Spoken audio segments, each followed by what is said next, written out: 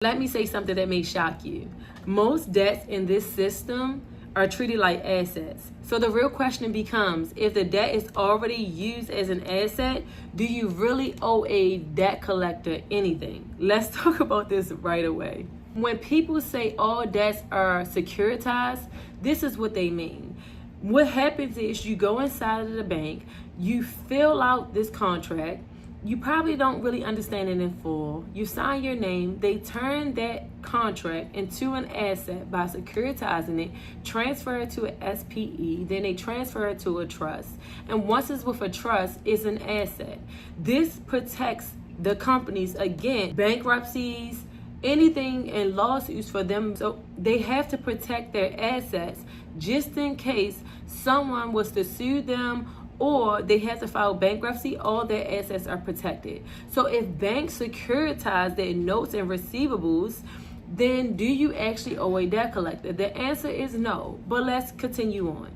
If you find yourself in a situation and you have a charge off or a repossession on your credit report, it may turn to a collection, right? And when it turns to a collection, that creditor has already deemed that they can't recover this account. So they either sell it or they write it off on their taxes. When they do that, a debt collector must provide verification and validation of that. And a lot of the times they cannot, because a lot of the times they cannot prove that the debt is valid, or can they verify the debt?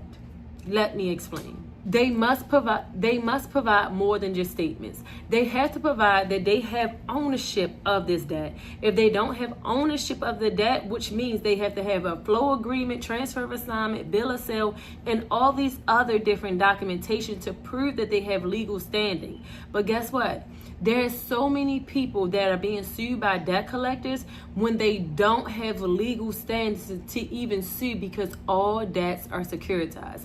And if you want me to do a part 2 on this video, comment part 2, and then I will do a part 2 explaining all of these things and giving you a live example.